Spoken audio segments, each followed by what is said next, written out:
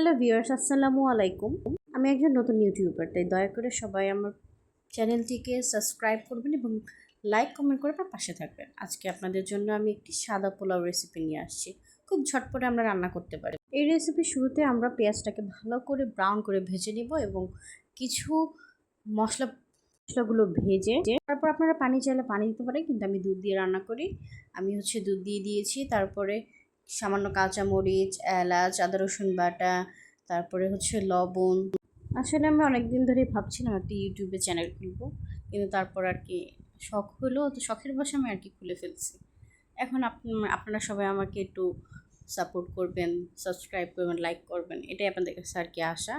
তারপর যখন বলক এসে পড়বে তখন আমরা একটু হালকা নেড়ে দিব, নাড়তে নাড়তে যখন আমরা একটু জল দিব মাঝারি আছে, তারপর হালকা একটু চিনি দিয়ে দিব। চিনি দেওয়ার পরে চালটা একটু ফুটুক, আমরা একটু অনবরত নাড়তে থাকি। নাড়তে নাড়তে যখন আমাদের আর কি পানি শুকিয়ে আসবে, একটা পর্যায়ে দেখা যাবে যে একবারেই পানি শুকিয়ে আসছে। যখন পানিটা একবারে শুকিয়ে যাবে তখন আমরা জালটাকে একদম নিভু নিভু একদম লো আঁচে রান্না করতে থাকবো।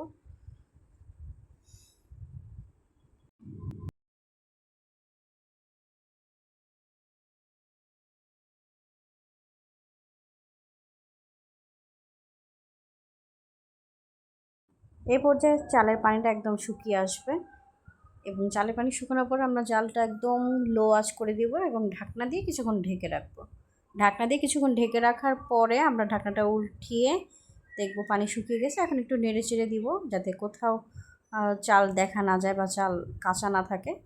সেটাকে ভালো করে উল্টিয়ে পাল্টিয়ে দেওয়ার পরে আমরা সেটাকে কিছুক্ষণ আবার ঢেকে রাখবো। ঢেকে রাখার পরে আমাদের সুস্বাদু এবং সাদা পোলাও একদম রেডি হয়ে যাবে। এটাই ছিল খুব সহজ এবং খুব ছটপটে সাদা ঘ্রাণযুক্ত সাদা পোলাওয়ের রেসিপি। দয়া করে সবাই সাবস্ক্রাইব করবেন আমার চ্যানেলটা।